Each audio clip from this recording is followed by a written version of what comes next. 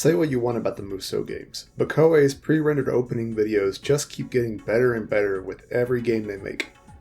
Samurai Warriors was the first Musou title to adapt the 1 vs 1000 hack-and-slash formula to a setting other than the Three Kingdoms period of China, a trend which Koei would continue pursuing to presumably significant financial benefit. But how well done was Samurai Warriors? Was it just a Dynasty Warriors spin-off in Japan? Or something that could stand on its own? And how has the game held up over the almost 20 years it's been out? Let's find out. According to the game's director, Koinuma Hisashi, the game was meant to appeal to Dynasty Warriors fans who were asking for an equivalent action-based game for Koei's Nobunaga's Ambition setting. The idea received approval for production in 2002, and a new Samurai Warriors team was created composed of interested developers after the development of Dynasty Warriors 3 Extreme Legends. The team originally intended to create a different experience than that found in the classic Dynasty Warriors formula. The game was planned to have 4 to 5 players team up to fight a single boss, but Koei came to the conclusion that the state of online multiplayer technology was still a bit too premature. Hence, this was scrapped in favor of a more traditional Musou experience set in the Sengoku era of Japan, with some very important differences when compared to the original formula found in Dynasty Warriors. Samurai Warriors takes place during the Sengoku period of Japan, a period of Japan's history known for near-constant civil war, social upheaval, and intrigue, taking place from the years 1467 to 1615. Most of the game's story revolves around the rise of Oda Nobunaga, with additional stories documenting the rivalry between the Uesugi and Takeda clans. The game's stories are presented as personal plots that are more character-driven than those found in Dynasty Warriors games. Additionally, the stories of each character can diverge and result in one of 2 different endings depending on your actions during battle. It's an interesting concept that definitely leads to stages being more replayable than ever. Unfortunately, the missions themselves are lacking in variety. The back of the game's box states that the game ships with over 90 stages. Although technically this is true, most of the stages are just duplicates of the same handful of levels repeated, with the only difference being the character you play as, resulting in an experience that is quite repetitive. This would be excusable if the story was a tighter, more engaging experience, but at the end of the day, the overall plot itself just isn't all that engaging as presented by Omega Force in this installment. The story is still adequate enough to stand as a decent backdrop to the game's true star, its characters and gameplay. The game has a total of 15 playable characters, with 5 being available for use at the beginning of the game, and others unlocked by completing stages. Although there are substantially fewer playable characters in this game when compared to the equivalent Dynasty Warriors games of the time period, each character has much more depth to them than their ancient Chinese counterparts. You can tell there was a ton of effort put into the presentation of each playable officer. The personalities have considerably more nuance, and their appearances and playstyles are drastically different from one another. You're also able to make up to 15 of your own characters in the game. Character creation is unfortunately a bit lacking, however. The game ships with a total of 8 appearances, 4 male and 4 female, so you can't even have a set of 15 unique looking characters. There are also only 3 weapon styles to choose from, including the sword, spear, and naginata, so there is no real point in making all that many characters. Creating officers to use in the rest of the game's modes is also a time-consuming, boring process. During creation, each character has to go through a year-long training period where you are able to perform 12 training exercises that can boost your skills in different ways at a level dependent on how well you do in the training exercises. I'll go over what the training exercises entail a little later on. But long story short, the exercises are just a rehash of the game's different challenge modes. After the training period ends, your characters face the trial of acceptance. If this is successfully completed, your character becomes a true samurai, or something, and can be played in the game's other modes. If you lose, well, all that work is for nothing. Your character fails and is no longer usable, game over. The game tries to make character creation into its own game mode with nuance and even a bit of story, but it ultimately fails. I appreciate the fact that they included a character creation mode in Samurai Warriors, but next time, just let me create the character I want to create. I've always found that Samurai Warriors has a habit of experimenting with new gameplay mechanics and concepts compared to what's come before it. It really seems to push the bar and has brought many tremendous innovations that have made it back to the rest of the Musou genre as a whole. Of course, being a Musou game, there are several similarities with the Dynasty Warriors formula, albeit with some key differences. Anyone that has played any other Dynasty Warriors games will feel right at home here. You're still able to perform a chain of attacks that can be modified using terminal charge attacks, and Musou attacks are still present along with other basic maneuvers like jumping, guarding, shooting arrows, riding horses, and parrying. There are some subtle additional mechanics, however, that have been added that do shift the tone of gameplay significantly when taken together. The typical 6-hit combo system has been swapped for an 8-hit combo one, with only the first 3 attacks having the option to be terminated by a charge attack. In addition to basic parries, characters can now deflect arrows back to the bowmen that shoot them by striking the arrows just before they hit. You can also now evade enemies by rolling out of the way of attacks, and ninja have the ability to double jump. Finally, attacks don't just immediately knock you off your horse any longer. Instead, each horse has a stamina meter, with better horses having more stamina, and are therefore able to take more damage before you're booted off of them. Some enemies do very little stamina damage, such as archers. However, others, like gunmen, are guaranteed to knock you off horseback. There are some substantial changes to weapon deadlocks as well in the game. You're now able to see a meter of who's winning, similar to a visual tug of war. If you're able to drastically overpower your opponent during a deadlock, a special animation will play that also results in a high amount of damage. Overall, I like the changes. It adds a large amount of additional nuance that really matters at high-level play in the game's harder stages and difficulties. Musou attacks return with a bit of a twist. Musous are now more of a state than an attack, and entering this state is something akin to entering bullet time. Privates move in slow motion, although officers are unaffected. While each character has their own special Musou attack that can be initiated by holding the circle or B button, depending on your system, you can also move about freely and use normal attacks depending on what attack would be best for your current situation. There's also much more variety to the Musou attacks that each character has. Overall, these are great changes, and kudos to you, Koei, for trying something new and executing it in such a finely tuned manner. You can still find health and Musou meter refills littered throughout the map, similar to in Dynasty Warriors, as well as temporary stat boosters that increase your attack, defense, or speed for a set amount of time. Defeated officers no longer drop permanent stat boosters in the game. Instead, they drop experience, gold, and weapons. Harder stages and difficulties will augment these drops, so there is an incentive to play the game at harder difficulties once your character stats and your own skills increase. Similar to in Dynasty Warriors, ultimate 5th level weapons can be gained by completing objectives at the game's hardest difficulty. These weapons do considerably more damage than their 4th weapon counterparts and are a blast to try and unlock. There is far more enemy variety in Samurai Warriors compared to previous Musou games, including bomber forces that will toss delayed explosives at you, sumo that will utterly break your combos and knock you to your feet, and gunmen, a class similar to archers, but significantly more detrimental to your character's movement. Each battlefield can now have 3 different forces fight amongst each other, as opposed to the traditional 2. This free-for-all system was a great addition to the game that increases the variety of skirmishes that can be seen. Elemental attack modifiers and equipable items return, and are largely the same as what we've seen in previous games. Fire engulfs enemies in flames, who will lose life continuously while burning. Lightning attacks will spread and strike others nearby. Ice also returns, which will temporarily freeze opponents. Finally, dark elemental attacks will drain enemies' life and add it to your own. Nothing drastic here, but the system works, so I can't complain. On the item front, although the names and pictures have changed, these are mostly analogous to items found in Dynasty Warriors. The exception to this trend are a class of items that boost your abilities while in castle missions, such as revealing a map and showing you hidden items or traps. Again, nothing groundbreaking, but everything really just works. Stages do play a bit differently in this game compared to the previously released Musou titles. The game now supports a new type of stage, which takes place inside of a castle, or other interior structures such as a cave. These stages really mix up the flow of gameplay, with more interesting puzzles, traps, and exploratory aspects. It also really helped the game's ninja characters shine, with ninja missions where you would sneak around trying to avoid combat, all the while gathering intel on a target. This also helped the ninja characters feel separate from the game's samurai, with shortcuts and items that were only accessible using ninja-specific mechanics like double jumping. Later games still sort of have castle missions, but they seem to have been downplayed in importance. They're a fantastic addition to the Musou mechanic that I really enjoy. As a rule of thumb, stages are considerably more linear here than in Dynasty Warriors, with missions issued throughout the stages showing you what you should be doing at any given time in order to shift the overall battle in your favor.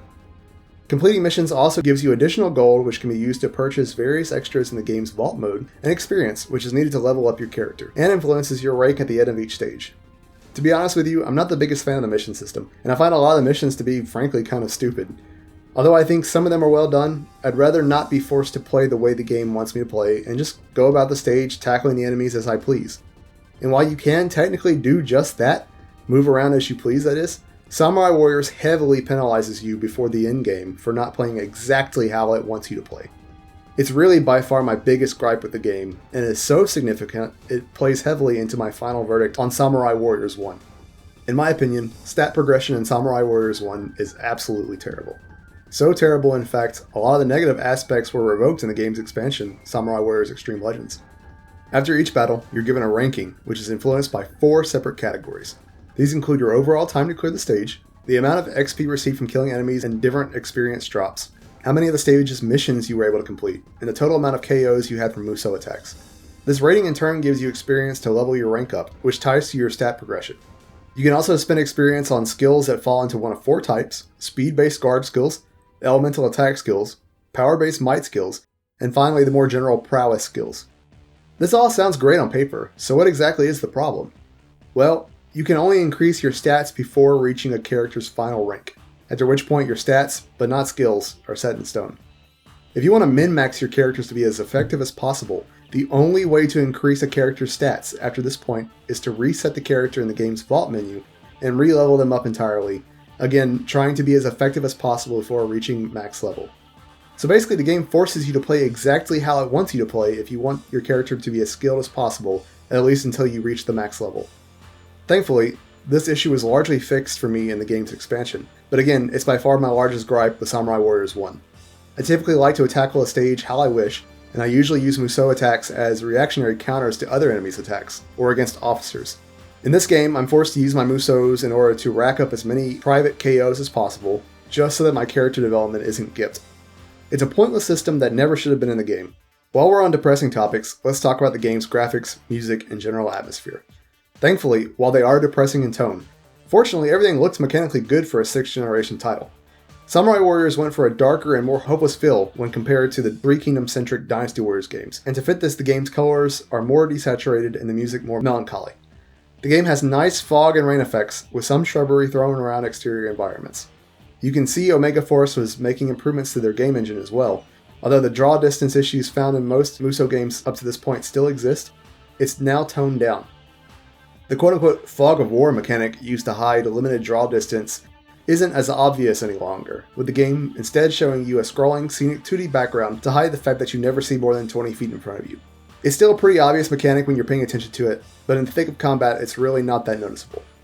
Also, I like how much artistic and technical detail was put into the character's primary and secondary costumes. It feels much more substantial than the Dynasty Warriors method of giving you a palette swap and maybe a previous game's outfit. If I were to list a negative, it's that what used to look like a game with a desaturated, depressing color palette now comes off as more boring and a little too brown 20 years later. I won't be praising Samurai Warriors on any list ranking the best looking games of the 6th generation, but they're completely serviceable as they are.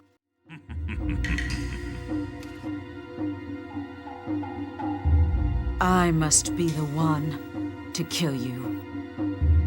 If you are to fall here, I'll... Feel cheated? No? The game's soundtrack sports very few guitar tracks, something that on paper sounds almost blasphemous considering the previous games of this nature. But honestly, it really works. The game's music is far more dramatic, suspenseful, and at times haunting. The guitars have been swapped out for even more techno, with a splash of more classical instruments and instruments that are a better fit for the game's time period and location. Voiceover-wise, you are given the option of both Japanese and English voices. Both voice casts are relatively well done, and although there are a few blunders on the English side of things, such as the voiceover for Okuni, other voice actors absolutely shine, such as the English dub for Nobunaga. Ah! Is what I would have said had I actually been surprised. Whether you go for the game's more authentic Japanese voices or the more familiar English ones, you'll be in for a good performance, for the most part at least. The game ships with a generous amount of extras compared to the Dynasty Warriors series as well. The game includes a vault mode where you can view acquired weapons, items, and in-game movies, character growth statistics, and mission completion rates. Although simple, custom bodyguard units can also be made, where you can name your units wherever you wish. Challenge mode also returns, and while the stages put a bit of a bad taste in my mouth when regurgitated for the create an officer mode, they're actually pretty fun and varied for a Musou game's challenge mode. There are 7 stages in total: Melee, where you go for as many KOs as possible; Musou, where you get as many KOs as possible using only Musou attacks; Combo, where you try and chain the longest combo you can; Archery, where you shoot incoming enemies with only ranged attacks and attempt them from crossing a bridge; Deflect, where you attempt to deflect as many arrows as possible; Burst, where you try and reach a destination in a castle as quickly as possible; and Riding, where you try to reach an end location on horseback as fast as you can. I feel they're better implemented here than in other games, and for better or worse, you're incentivized to get really good at them if you're interested in creating your own characters.